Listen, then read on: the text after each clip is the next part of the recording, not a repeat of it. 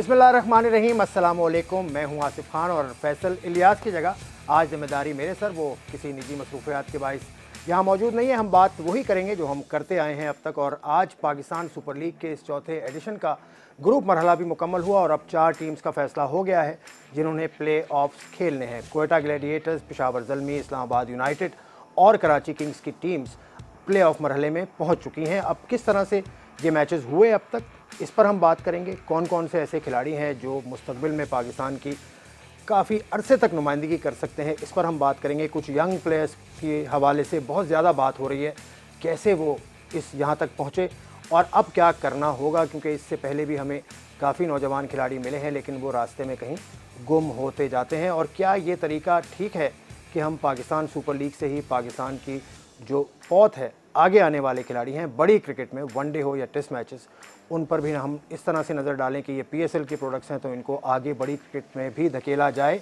वक्त से पहले, या कुछ लोग कहते हैं कि बर वक्त। तो इस पर भी हम बात करेंगे। एक अच्छा पैनल आज भी मौजूद है हमारे इस स्टूडियो में। मेरे पास सबसे पहले मौजूद हैं उमर रशीद साहब, पाकिस्तान की जानिब से फ़र्स्ट क्लास क्रिकेट खासा खेली इन्होंने, 150 से ज़्यादा फ़र्स्ट क्लास मैचेस हैं। उसके अलावा कोचिंग में इनका एक्सपीरियंस बहुत ज़्यादा है, जूनियर सतह पे खासी कोचिंग की है। विमेन टीम जो आज खड़ी यहाँ नज़र आती है उसमें भी इनका किरदार बहुत ज़्यादा कलीदी है। अस्सलामु अलैकुम। वालेकुम सलाम। कैसे हैं उमर भाई? अल्लाह का शुक्र, थैंक यू वेरी मच। उनके साथ हैं फवाद मुस्तफ़ा जो फ़र्स्ट क्लास क्रिकेट खेले हैं, कराची से अंडर 19 भी खेले हैं। उसके अलावा लिखते रहते हैं, इनको हम पढ़ते हैं, तजज़िये भी आप इनके मुख्तलिफ़ TV स्क्रीन्स पर सुनते हैं। काफ़ी गहरी नज़र है ख़ासकर जो ग्रास रूट क्रिकेट है उस पर, और किस तरह से क्रिकेट को परवान चढ़ाना चाहिए या खिलाड़ियों को किस तरह नर्चर करें उस पर खासा ज़्यादा ज़ोर से ये बात करते हैं। तो आज इनसे भी बात करेंगे। फवाद मुस्तफ़ा साहब, वेलकम सर। अस्सलाम वालेकुम। और वो आप तो आज आप होस्ट कर रहे हैं। फैसल से जब लास्ट टाइम बात हुई थी कि फवाद भाई आपने प्रोग्राम में आना है, उन्होंने कहा था कि कुछ खाने का भी कुछ वादा किया था, इंतजाम किया था कि खाने का भी करेंगे। यार खाने पीने में आप खाने पीने में देखिए उसने मुझसे ही बात की थी और उसके बाद ने किया था। देखिए खाने के बाद तो मैं स्प्राइट पीता हूँ, उमर भाई स्प्राइट पीते हैं, तो अब चले मेरा तीसरा साथी बैठा है, मैं करता हूँ यार आपके लिए, ये भी करता हूँ। खाने का इंतजाम आज हमने बेहतरीन रखा हुआ है, वो आप देखिएगा इस तरह से आएगा। चलें ठीक है। वासे हबीब भी हमारे साथ बैठे हैं, हमारे रेगुलर एक पैनलिस्ट हैं। रेडियो पर आप इनकी आवाज़ सुनते हैं, मुख्तलिफ जगह पे ये तज्ज़िया भी पेश करते हैं, बड़ा अच्छा तज्ज़िया पेश करते हैं। मैं बात शुरू करूं लेकिन फवाद आपने मुझे फंसा दिया। लेकिन आज इसका इंतज़ाम है हमारे पास। ये फूड पांडा तो आपने सुना होगा जी, जिस तरह वो आप हल्के नहीं आते इस तरह वो भी हल्के नहीं आते। फूड पांडा 6000 वो कहते हैं ऑप्शंस हैं और इन जस्ट 3 क्लिक्स। चलें, तो ये 3 स्टेप्स हैं। मैंने ये ऐप मेरे पास भी है, फूड पांडा। मैं शुरू करता हूँ जी। तो पहले आप तो सीरियस हो गए, क्या करें यार, आपको बुलाया है फिर आप दोबारा नहीं आएंगे, तो मैंने कहा इस ऐप को भी चेक कर लेते हैं ना। 3 स्टेप्स में आ रहा है और कोई 15 मिनट के लगभग आपको खाना यहाँ मिल जाएगा। चले जी। और खाना वही जो आप मुझे रास्ते में कह भी रहे थे, ये एक स्टेप से मैं यहाँ आ गया। कुछ और कह देता आपसे, नहीं, जो आपने कहा वो ही होगा। और ये देखें, मैं तो इसलिए जी वो खा लेंगे आप। ये स्टेप्स हैं, मैंने ये कर दिए। ये 3 स्टेप्स हैं, आपने डाउनलोड करनी है, उसके बाद क्लिक करना है। खाने के ऑप्शन सारा इंतजाम तो किया हुआ था, चॉकलेट भी थी, स्प्राइट भी थी, सब कुछ है, सब कुछ मिलेगा, सब कुछ मिलेगा। तो ऑर्डर मैंने प्लेस कर दिया, ठीक है जी। विदिन 15 मिनट्स खाना यहाँ पर आ जाएगा। उसके बाद हम काम शुरू करते हैं। उमर रशीद साहिब, इतना सारा हो गया PSL माशाल्लाह, ग्रुप स्टेज ख़त्म हो गया। आज लाहौर और मुल्तान का मुकाबला, उसमें यह तय होना था कि कौन सी टीम कर, जाना सबने बाहर है, लेकिन किस तरह से, किस धज से, हाँ किस धज से कोई मक्तल को गया वो शान सलामत रहती है वाली बात है। लाहौर कलंदर्स के साथ चौथी मरतबा वही सब कुछ हो रहा है, कहाँ गलती है? मैं समझता हूँ कि गलती तो सच टीम कॉम्बिनेशन में भी हो सकती है, कोचिंग सिलेक्शन में भी हो सकती है, हर किस्म की होती है। लेकिन जो रिसेंट में देखी जाए तो जितने इन्होंने कॉम्बिनेशन चेंज किए हैं और जितने ज़्यादा कॉम्बिनेशन चेंज किए, मेरे हाल में और किसी टीमों ने इतने कॉम्बिनेशन चेंज किए। मैं समझता हूँ कि वो अपने कॉम्बिनेशन को तलाश करने में ही रह गए, उसकी वजह से मैचेस आते जाते रहे और फिर प्रेशर उन पर आता रहा और उनको एक राइट किस्म का कॉम्बिनेशन ना मिल सका, और जिसकी वजह से वो परफॉर्म ना कर पाए। फवाद मुस्तफ़ा, आपकी बड़ी दोस्ती है आकिब जावेद साहब से, आप काफ़ी उनसे राब्ते में रहते हैं। इस PSL 4 में आपने कुछ उनसे रब्ता किया था, कुछ टीम कॉम्बिनेशन के हवाले से, शुरू में उनके ख्यालात क्या थे? देखिए, राब्ता मेरा उमर भाई कोच हैं, आकिब कोच हैं, उनका एक उस हवाले से एक्सपीरियंस है और बहुत ज़्यादा है। सो आप अगर उन्हें कोई उनसे बात या मशवरा या किस किस्म की बात भी होती है तो ऑब्वियसली आप बता सकते हैं कि जी क्या आप समझते हैं, बाकी तो वो ज़्यादा बेहतर जानते हैं। जहाँ तक मेरी बात हुई या और बहुत से लोगों की जो भी उनसे बात होती थी राब्ते में, या इवन सुबह मैं राणा साहब के साथ एक प्रोग्राम में था, तो एक तो अनफॉर्चुनेटली पिछली और गलतियाँ जब आप हारते हैं तो यही हो जाता है 4 साल से, उनके बहुत सारे प्लेयर्स अनफिट भी हुए, उनके साथ बदकिस्मती भी रही। मैं कतई इससे ताल्लुक़ नहीं कि जी प्लेयर्स नहीं थे, आपका ABC प्लान होना चाहिए। नहीं फवाद, मैं यहाँ काटूँगा, अनफिट प्लेयर्स थे उनके पास या मिसफिट प्लेयर थे? नहीं देखें, हफीज़ अनफिट हुए, नहीं मिसफिट प्लेयर थे उनके पास या नहीं थे? नहीं देखें, अनफिट हुए हफीज़। फिर मैं आज समीर राना की भी प्रेस कॉन्फ्रेंस पूरी मैं देख रहा था, जो बात कर रहे थे कि जी ये पहले साल से हमारे साथ चलता चला आ रहा है कि जी पहली बार हमारा 5वां पिक था और फर्स्ट ईयर जो हमने गलतियां की वो अभी तक हम होती चली जा रही हैं।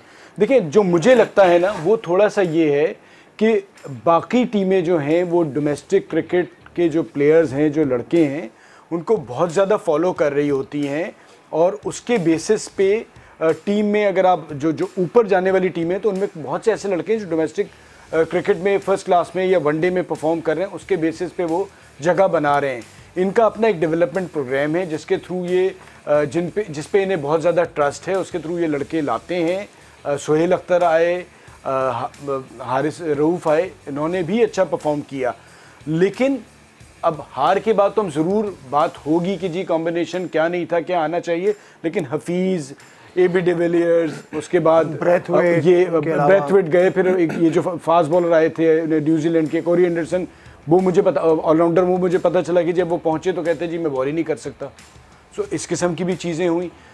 लेकिन हो ये नहीं है कि पिछले 3 साल से 4 साल से यही हो रहा है और आप नहीं सीखेंगे तो फिर वो उसका नतीजा तो यही निकलता है। तो फ्रेंचाइज या प्राइवेट सेक्टर जो भी टीम आती है उसका अगर वो नीचे जाती है, हारती है, तो उसका नुकसान सबसे ज़्यादा उन्हें होता है। उनके फैंस को तो ज़रूर होता है, लाहौर को में जो रहने वाले हैं, जो पसंद करते हैं, सपोर्ट करते हैं उस टीम को, वो भी दुखी हैं, वो शोर मचाते हैं। बट सबसे ज़्यादा फवाद साहब जिस तरह से पूरे साल लगे रहते हैं तो वो बहुत ज़्यादा जवाबदेह होते हैं और वही उस पर डिसीजन लेंगे कि क्या करना है, क्या गलतियाँ हुई। लेकिन मैं समझता हूँ कि इन्हें हमारी डोमेस्टिक क्रिकेट को और ज़्यादा बेहतर तरीके से फॉलो करना चाहिए और उसमें से लड़कों को निकाल के लाना चाहिए। जैसा ठीक है, बात से जो ये बात करें, लेकिन उनके पास जो टीम है, उनकी जो कोर टीम है, आकिब जावेद साहब, उनके बाद उनके COO हैं आतिफ राना साहब, फिर समीर राना साहब, ये सारे लोग तो डोमेस्टिक से अटैच्ड इतने ज़्यादा नहीं है, तो फिर डोमेस्टिक क्रिकेट वाली इनकी शिकायत कैसे दूर करें?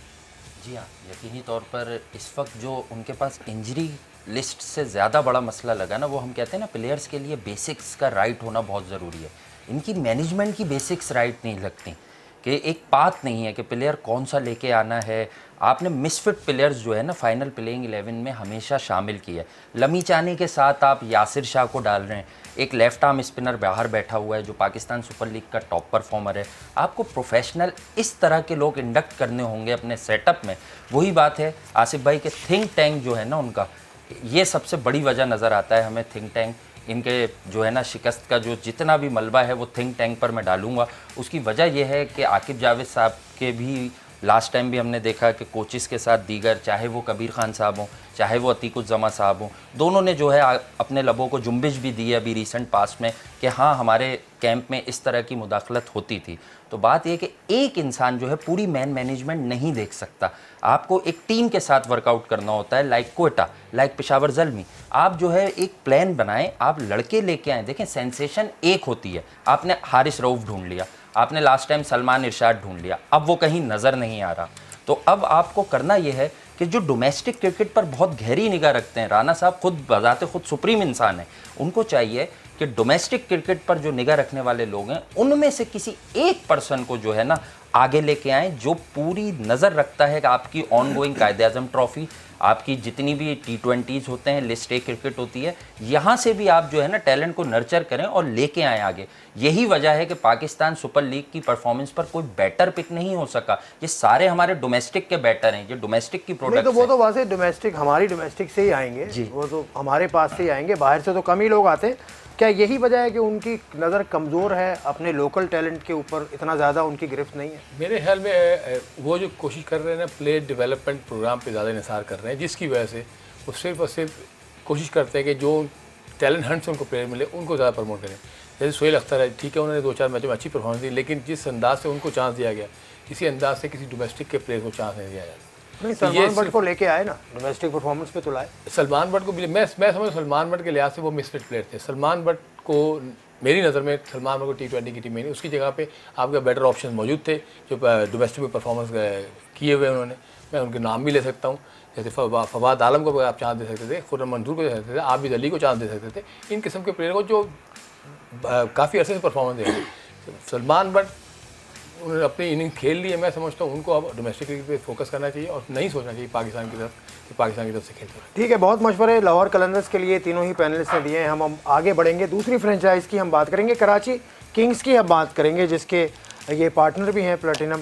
ये हमारे साथ सामने पड़ी है, ये कैडबरी डेयरी मिल्क, इसको खोलने का मौका मिलेगा। कराची किंग्स ने बड़ी अच्छी कल परफॉर्मेंस दी थी, उसमें उनकी इनिंग्स में जो छक्के लगे हैं वो आप देखिए। हम जब तक कैडबरी डेयरी मिल्क खोलते हैं और उसके बाद एक break, and will see you after the break. In the slot and gone for 6. Oh, now then, that looks a monster. Ingram, watch him, 6. It's gone shorter, it's flatter, but it's the same result. Oh, he's gone big. Oh, that's a clean hit from Ingram. What a good hit.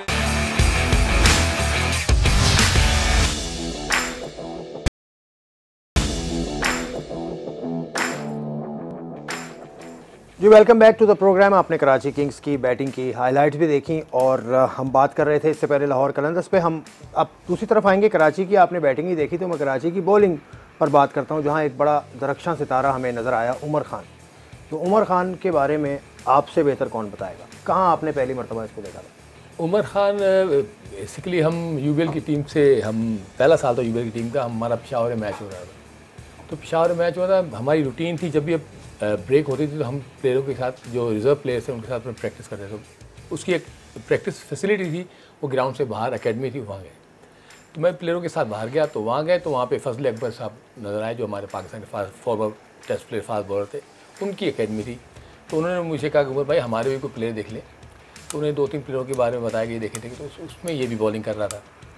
इसे मैंने bowling करते हुए देखा, तो मैंने bowling करते हुए फ़ौरन ही नदीम खान जो हमारे मैनेजर थे उस टीम के, मैंने उनसे बुलाया। मैंने कहा नदीम खान एक बॉलर है, आप आइए फिर इसको चेक कीजिए।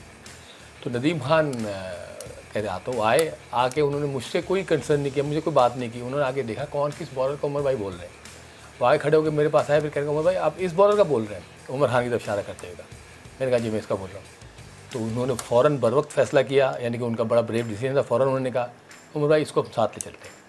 तो उसी वक्त फिर उनके फजल अकबर से बात की, फजल से कहा उनके पेरेंट्स से कॉन्टैक्ट किया गया। उनके वालिद साहब आए, और वालिद साहब आए फिर उनको कहा कि ये यूबीएल की टीम में हम इसे ले जा रहे हैं, कुछ स्टाइपेंड बेसिस पे हम रखेंगे और ये हमारी टीम का हिस्सा है, और बाकायदा हमारी टीम के हिस्सा की तरह रहेंगे। जैसे हमारे दूसरे प्लेयर हैं ये भी उसी तरह रहेंगे। और हमारे जितने टीम के प्लेयर्स थे यूनुस खान के होते हुए, इनको ऐसा ट्रीट किया जिसकी जितनी भी ट्रेनिंग हुई है इन तमाम लड़कों ने, हमारे कोचिंग स्टाफ ने, इसकी पूरी ट्रेनिंग वहाँ हुई। इससे पहले जो इसकी ये इतना टैलेंटेड लड़का था कि इस जहाँ से खेल रहा था इसके पेरेंट्स की बड़ी सपोर्ट थी, क्योंकि जो प्रीवियस कोचेस थे यहाँ से एकेडमी से ताल्लुक़ रखते हैं, जहाँ पे खेलते हैं, उनकी पूरी कोशिश थी। उसके बाद नेचुरली ग्रेजुअली ये चलते 1 साल के अंदर इन्होंने पाकिस्तान अंडर 19 खेल ली। तो ये एक बहुत बड़ा उनके लिए क्रेडिट था कि उनकी मेहनत थी, और सारा क्रेडिट मैं उन्हीं को दूंगा, उमर खान को, कि उसकी मेहनत और साथ उनके फादर की और उनके दूसरे लोगों की सपोर्ट के साथ वो इस तरह से यहाँ तक पहुँचे। उसके बाद फिर वो वहाँ से SSGC उनका जाना हुआ, SSGC के बाद उसमें भी वो भी थोड़ी सी स्टोरी ऐसी है कि इत्तेफाक से यूबीएल की टीम बंद हो गई, तो मैं सुई नॉर्दर्न गैस में चला गया। तो वहाँ भी हमें बॉलर की ज़रूरत थी, तो फिर मैंने इसको बुलवाया। वहाँ पर भी मिसबान ने इसे पसंद किया, हफीज़ ने इसे पसंद किया कि इसे हमने रखना था, लेकिन अनफॉर्चुनेटली क्योंकि हमारा में बजट में नहीं थी, तो हमने कहा था कि हमारी नज़र में है तो ये जो है ना हम अगले साल इसको लेंगे। लेकिन उसके बाद फिर अतीक उज़्ज़मा का मुझे फ़ोन आता है कि उमर भाई वो कोई बॉलर, ये उमर खान कैसा बॉलर आप जानते हैं इसे? तो मैंने कहा तो इसको हम ले रहे थे, अगर आपको चाहिए तो आप ले रहे। तो उस वक्त फिर SSGC ने लिया, अतीक उज़्ज़मा ने उसको कैरी किया, उन्होंने अपने पहले मैच में 7 विकेट दी। कराची किंग्स से पहले भी कहीं ट्रायल्स, कराची किंग्स के जो पहले स्पेल में ट्रायल्स हुए थे, उसमें ये नज़र नहीं आया था फवाद हाँ, ये फिर कुछ बाद में हरीपुर ये में कुछ आया। हुआ था, लेकिन ऑब्वियसली फिर बाद में कराची किंग्स ने इन्हें मसरूर ने, राशिद भाई भी थे लोग इन्वॉल्व, तो वहाँ से जब 21वां प्लेयर ये जो हुआ था, जब बात हो रही थी, तो राशिद लतीफ़ एंड मसरूर इन लोगों ने वहाँ से कराची किंग्स का जो यहाँ तक सफ़र छूटा था, वहाँ से उनको उसका क्रेडिट जाता है कि वो सफ़र वहाँ से कराची किंग्स तक आया, और फिर अब वो माशाल्लाह जिस तरह से परफॉर्म कर रहे हैं। सो वैसे भी मैं आपको बता दूं, एक प्लेयर कोई भी अगर बनता है ना, उसमें सिर्फ एक आदमी का रोल नहीं होता। अनफॉर्चुनेटली हम PSL देखते हैं और उसके बाद कहते हैं कि जी PSL एक्स टीम के साथ आया है और PSL ने 20 दिन में उसको कहाँ से कहाँ खड़ा कर दिया। वो रीजन डिस्ट्रिक्ट से खेलता है, रीजन से खेलता है, क्लब से खेलता है, फिर ये सफ़र करता हुआ यहाँ तक पहुँचता है।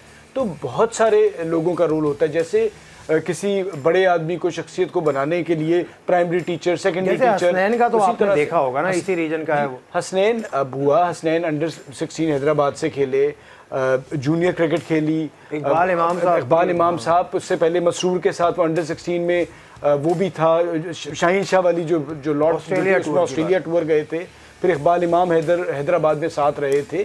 सो इन सब को उसका क्रेडिट जाता है। फिर उसके बाद कोयटा ग्लैडिएटर में गए, चांस मिला और उन्होंने चांस वेल किया। सो नबील ने भी वहाँ से देखा। तो इन सब लोगों का मिल मिला के, और होना भी यही चाहिए। हमारा काम क्या है, आप और मैं जो बैठे हैं, हम सारे बैठे हैं, हम क्रिकेट का हमारा शौक़ है, हमारा पैशन है। अगर मुझे कोई प्लेयर नज़र आता है, उसमें कोई दमखम नज़र आता है, वो जिस लेवल का, अगर आप जूनियर लेवल पे कोचिंग कर रहे हैं तो कम से कम इतना ज़रूर कह सकते हैं इस प्लेयर को देख लें। सो वो रोल हमारा ख़त्म हो गया। अब ये कोच हैं, अगर ये समझते हैं कि वो प्लेयर उस काबिल है तो उससे आगे चला जाता है। फिर जहाँ तक ये ले जा सकते हैं तो वो सफ़र चलता रहता है। ठीक है फवाद, अच्छा, अब आपने सॉरी क्रेडिट की बात से ज़रा मैं थोड़ा सा इसमें डिफ़र करता हूँ इस चीज़ पे कि हम जो क्रेडिट लेना शुरू कर देते हैं, क्रेडिट लेते हैं हम जब सिलेक्ट तो करते हैं 16 लड़कों को, उनमें से एक आदमी आता है जो ऊपर जाता है, उसका हम क्रेडिट लेते हैं। वो जो 15 लड़के नहीं पहुँचते तो उसका क्रेडिट कौन लेता है? बेहतरीन। इसलिए इसमें ज़रूरी है कि जो भी क्रेडिट है वो उस प्लेयर की मेहनत होती है, उसी लगन होती है, उसी की वजह से ऊपर जाता है। हम सिर्फ उसको सपोर्ट करते हैं, हम सिर्फ इसको एक एली देते हैं कि वो ऊपर चले जाता है। तो हम फजूल में आके बातें करते हैं कि इसको मैंने लेकर दरियाफ्त किया, इसको मैंने दरियाफ्त किया, बल्कि लड़का खुद अपने आप को दरियाफ्त करता है और मार्केट में लेकर। ठीक है, वैसे क्या बिल्कुल बात ही बेहतरीन बात की उमर साहब ने कि इस तरह से हम credit, victory has many fathers जैसे कहते हैं, and defeat is an orphan, ऐसी ही बात है। फवाद, कोई मुझे कह रहा है कि आपका काम हो गया, जो यकीन नहीं आ रहा मुझे।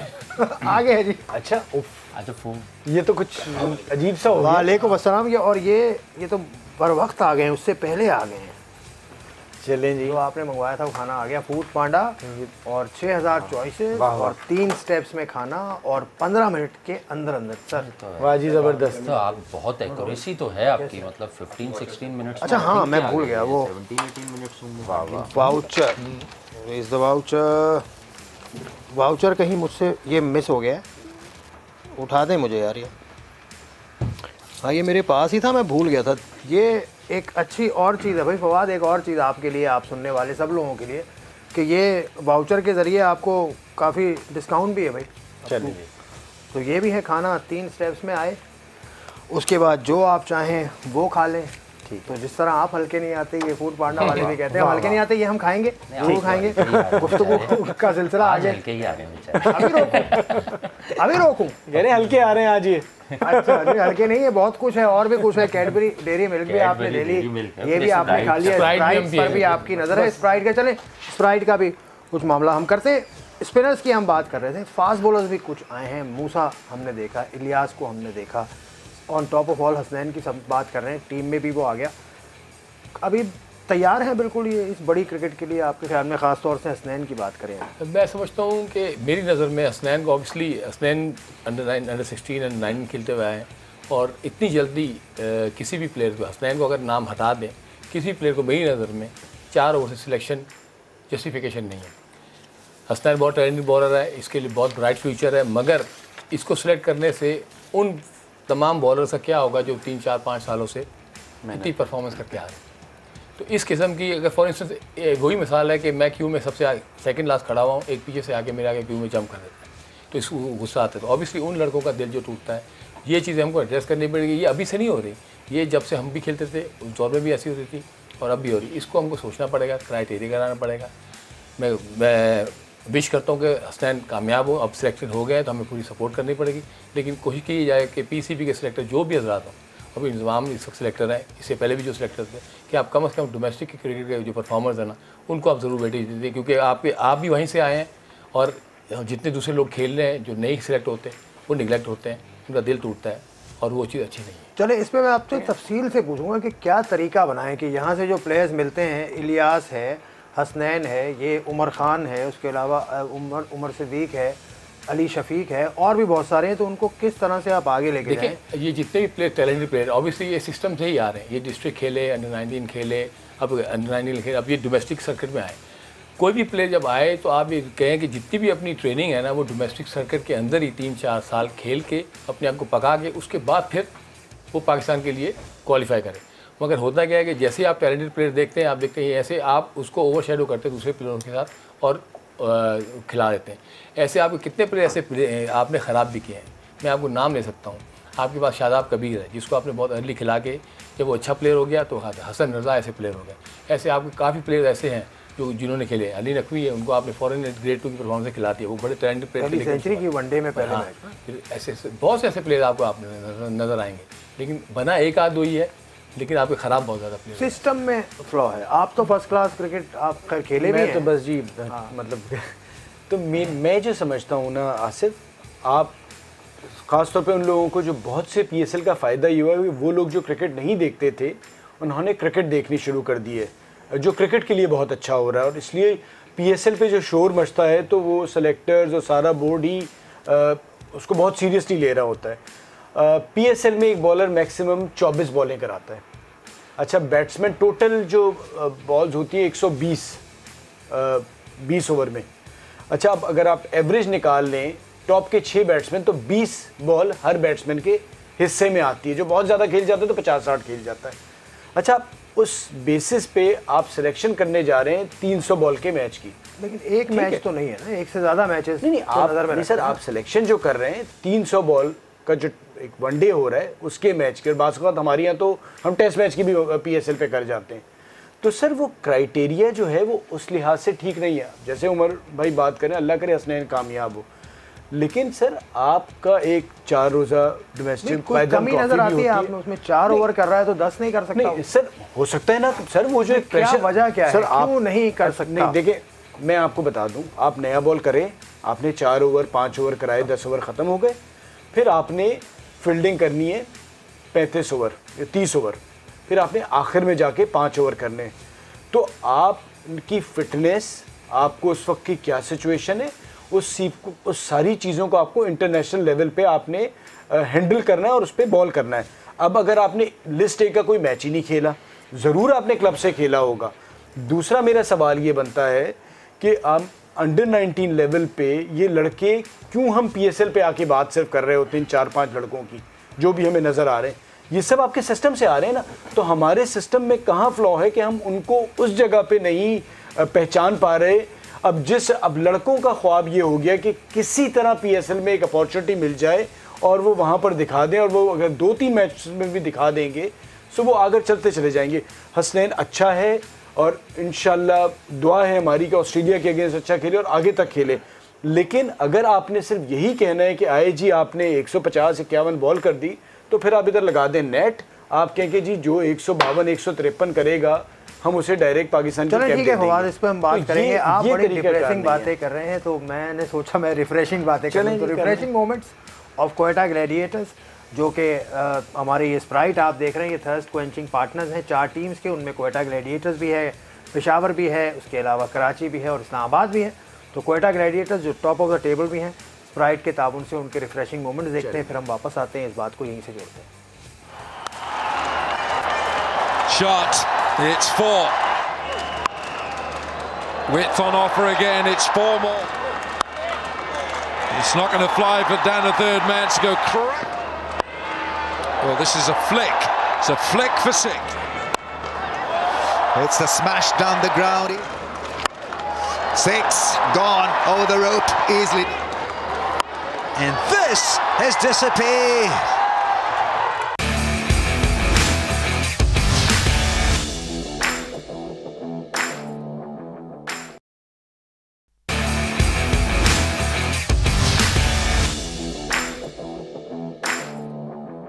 Welcome back to the programme. Umar Rashid साहब और फवाद मुस्तफ़ा साहब और वासे हबीब साहब बैठे। मैं क्विकली उस चीज़ को रैप अप करता हूँ। वासे आपसे सवाल ये है कि जो लड़के जमा हो गए यंगस्टर, इनको PSL के बाद हम भूल जाएं या कोई तरीक़ाकार बताएं कि ये कारआमद साबित है? नहीं, आप पाथवे तो आपको डिफाइन करती है कि किधर चलाएंगे, किधर पाकिस्तान सुपर लीग का फिर इंतज़ार करेंगे। यकीनी तौर पे इनको एकेडमीज़ में रखें, इनको ए टीम के टूर्स कराएं। ए टीम के अल्लाह का शुक्र है कि लास्ट ईयर काफ़ी मैचेस हुए, आपने इंग्लैंड को भी मदू किया। ए टीम के साथ ट्रैवल करें, ग्रूम करें, इन पर निगाह रखें। और ठीक है, एक आधा एक्स्ट्राऑर्डिनरी टैलेंट आपने लाइक हसनैन थ्रो कर दिया, लेकिन बाकी टैलेंटेड जितने भी प्लेयर्स हैं इनको ग्रूम करें। ऐसा ना हो कि कोई बेसिक में मिसिंग रह जाए और आप बहुत अर्ली किसी का कैरियर जो है में बताएं देखिए कहाँ लेके जाएं। देखिए फर्स्ट है उम्र जिस एज ग्रुप में है ना, एज ब्रैकेट में अगर अंडर 19 लड़के हैं तो ऑब्वियसली आपने पाकिस्तान अंडर 19 की टूर आ रहे हैं, आगे वर्ल्ड कप आ रहा है, उस हवाले से उन्हें तैयार करना है। वरना आपकी ए टीम है, इमर्जिंग आपके टूर्नामेंट होते हैं। अब इमर्जिंग अभी हुआ था, क्यों नहीं था हसनैन उसमें? ये सवाल भी तो बनता है ना कि हसनैन को क्यों नहीं इमर्जिंग कप में देखा गया? रिसेंटली हुआ है, आप और हमने साथ ही देखे थे मैचेस पाकिस्तान में, क्यों नहीं हुआ? सो इस किस्म की गलतियां नहीं होनी चाहिए। हमें सिस्टम कंसर्न था उसका, शायद ये वजह हो सकता है फिर ये। लेकिन मेरा सिर्फ कहना है कि अब ये जितने भी लड़के आ गए हमें इन पे निगाह रखनी है। और ऐसा, और दूसरी बात ये, अगर हसनैन खेलने जा रहा है, खुदा न खास्ता उसे मार पड़ती है, कुछ ऐसा होता है, तो भी हसनैन में बहुत क्रिकेट है और वो बहुत अच्छा है। हमने माजी में प्लेयर्स को खिलाया और उसके बाद फिर हम भूल गए, तो भूलना नहीं है। इन सब प्लेयर्स में पोटेंशियल है और इन्हें ज़ाया भी नहीं करना है। हमें एक काफ़ी मुस्तकबिल सिक्योर नज़र आ रहा है फास्ट बॉलर्स के हवाले से कि अगर ये आपके बॉलर्स जो अभी खेल रहे हैं, अगर इनकी रिप्लेसमेंट चाहिए तो ये लड़के तैयार हैं। सो इन पर निगाह रखें और जिस जिस जगह हम इन्हें खिला सकते हैं वहाँ खिलाते रहें और इनकी फिटनेस, और जब ज़रूरत पड़े उस वक्त तो ये आ जाएंगे, लेकिन उस वक्त तक इनको प्रैक्टिस में रखने के लिए क्या करें? ऑब्वियसली ये अब जहाँ भी जाएंगे, जो रीजन से है वो रीजन से जाके खेलेगा, जो डिपार्टमेंट में किसी एफिलिएट वो डिपार्टमेंट से खेलेंगे। तो बेसिकली ये जितने भी 3-4 साल हैं इन लोगों के, 2-3 साल जो अप्लेक्स, इनको रेगुलर जो है ना तो अपने रीजन से, डिपार्टमेंट से, अपनी एज ग्रुप की क्रिकेट से रेगुलर तौर पे खेलने चाहिए, रेगुलर प्रैक्टिस होनी चाहिए ताकि अपनी स्किल्स को और ज़्यादा मजबूत करें और ज़्यादा स्ट्रॉन्ग हो। मॉनिटरिंग का निज़ाम क्या हो, कैसे बनाएं? ऑब्वियसली जब अगर आप रीजन्स की बात करें तो रीजन के कोचेस हैं ऑलरेडी, हर PCB से एफिलिएटेड हैं, वो उनको मॉनिटर करेंगे, वो साथ खेलेंगे, वो टाइम टू टाइम उनको देखते रहेंगे। फिर ऑब्वियसली उनका लिंकअप होना चाहिए पाकिस्तान के NCA से है उनका लिंकअप, और उसके साथ उनका पाकिस्तान के जो कोच है उनसे भी लिंकअप होना चाहिए, ताकि ये पूरा एक पाथवे बने कोचेस का भी कि वो कैसे एक दूसरे को मॉनिटर करें।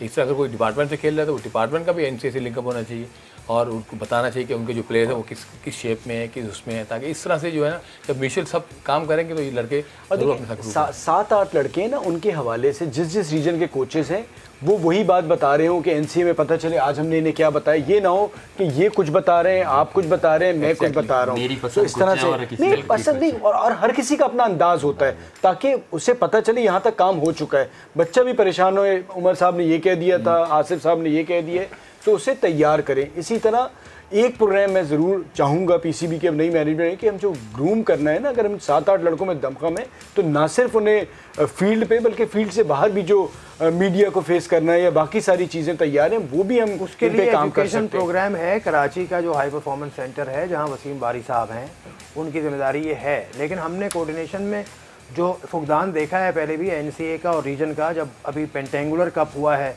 नवंबर के लगभग, तो यहाँ पर जो सिंध की टीम थी उसके जो कोच थे, उन जो मसरूर के साथ जो दूसरे शौकत साहब थे, वो लास्ट मिनट पे उनको डेरा मुराद जमाली भेज दिया था। जी हाँ, शौकत मिर्जा साहब को लैक ऑफ कोऑर्डिनेशन नज़र आती है। खैर, अब इधर आ जाए PSL पे, 4 टीम्स आ गई। वही 4 टीम्स क्यों आई हैं? चौथी बार भी वही 4 टीम आई हैं क्यों? और लास्ट वाली टीम भी सेम है। तो इसमें क्या है, ये चौथा PSL, वही 4 टीम्स क्यों? सीरियसली तरक्की नहीं कर रहा PSL या टीम्स की ग्रोथ नहीं हो रही, क्या मसला? नहीं, जो 2 टीम्स टॉप 4 में फिनिश नहीं कर पा रही, उनका जो थिंक टैंक है वहाँ से ही प्रॉब्लम शुरू होती है। जैसे कि हमने बात की मुल्तान की, तो मुल्तान का भी थिंक टैंक जो है वो हमने देखा है, कोई कोऑर्डिनेशन है, थिंक टैंक है मुल्तान का, लाहौर का नहीं, लाहौर का तो मुझे हरगिज समझ नहीं आ रहा कि आकिब जावेद साहब, ऐसा लगता है। चले हम दोबारा लाहौर में जा रहे हैं। फवाद, क्या ये जो टॉप की जो टीम है, इस्लामाबाद यूनाइटेड, कोयटा ग्लैडिएटर्स और ज़ल्मी, कराची किंग्स को मैं इस तरफ नहीं लेके आता, इन 3 में क्या मुमासलत आपको नजर आती है थिंक टैंक के हवाले से? देखें, बात सारी ये होती है, एक तो जो टीमें जीत रही होती हैं ना, तो सारी चीज़ें अच्छी नज़र आ रही होती हैं। अभी हमने आज ही ज़ल्मी के हवाले से अगर हम मैच देखें, उनके पास जो प्लेयर्स हैं, जिस तरह से कामरान, मैं समझता हूँ T20 में कामरान पाकिस्तान के 1-2 प्लेयर्स होंगे, उन बेहतरीन प्लेयर्स में से एक है। आप अगर इस्लामाबाद यूनाइटेड में भी चले जाएं तो रोंकी खेलते चले जा रहे थे तो पिछला पूरा अकेले उन्होंने जितवा दिया। T20 में कोई एक प्लेयर होता है जिसकी फॉर्म लगती है और वो सिंगल हैंडेडली सारी टीमों के अगेंस्ट, मतलब टीमों को जितवा देता है। इन चारों टीमों की ऑल्दो इस्लामाबाद जीत चुकी है, पेशावर जीत चुकी है, लेकिन तैयारियां हर साल बेहतर से बेहतर होती जा रही हैं। अब ये 2 जो नीचे की टीमें तैयार होकर आती हैं, लेकिन वो 4 टीमें और ज़्यादा तैयार होकर आती हैं। दूसरा ये कि T20 को समझना और उसके हिसाब से टीम बनानी। आखिरी मिनट है मेरा, उमर रशीद साहब, राना फवाद साहब के लिए और अली तरीन साहब के लिए मशवरा। ऑब्वियसली दोबारा से बैठें, सोचें कौन सी चीज़ें हमने अच्छी की, उसको और मजबूत करें। जो चीज़ हमसे लैगिंग हुई है उस पर बैठ के बात करें, और जितनी भी जो भी इनका थिंक टैंक है सोचें और एक्सेप्टेंस करें कि यार जो हमसे गलतियाँ हुई हैं हम उसको नहीं दोहराएंगे। 3-4 साल हो गए, मुल्तान सुल्तान को 2 साल हुए हैं, उनको 4 साल हो गए, तो बस वक्त बैठ के और दोबारा से ड्राइंग रोड पर बैठे और फिर से दोबारा से ड्राइंग बोर्ड पर जाना होगा लाहौर कलंदर्स को भी और मुल्तान सुल्तान्स को भी। और लाहौर कलंदर्स ख़ास तौर से क्योंकि ये चौथा उनका सीज़न था और वो चौथी मरतबा भी काबिल ज़िक्र कारकर्दगी उनकी नहीं रही। डेवलपमेंट प्रोग्राम उनका खासा हैवी है, बहुत एक्सपेंसिव प्रोग्राम है उनका। ऑस्ट्रेलिया तक उनके प्लेयर्स जाते हैं, सलमान इरशाद भी गए, हारिस रऊफ़ भी गए, और वहाँ से उन प्लेयर्स के बारे में जो बैनुल-अक़वामी मीडिया ने लिखा वो भी बड़ा काबिल सताइश है। ऑस्ट्रेलिया से ही एक साहब एनालिस्ट भी वो यहाँ लेकर आए हैं, लेकिन जो रिज़ल्ट है वो इतना अच्छा नहीं है। वो क्यों ट्रांसलेट नहीं कर पा रहे हैं अपनी एफ़र्ट्स को, ये सोचना होगा दोनों ही टीम्स को, जिसको के बारे में हमने कहा। बाकी 3 टीम्स, उनका जो थिंक टैंक है, उनका जो काम करने का तरीक़ाकार है वो बड़ा अच्छा है, उससे भी सीखा जा सकता है। और पाकिस्तान क्रिकेट बोर्ड के जो थिंक टैंक है, जो इन खिलाड़ियों को नर्चर कर सकता है, जो आपको इस प्लेटफॉर्म से नज़र आए हैं, उस पर भी हमने बात की, काफ़ी तफसीली बात हुई। और आज के प्रोग्राम को यहीं समेटते हैं। कल तक के लिए आपसे इजाज़त चाहते हैं। खुदा हाफ़िज़।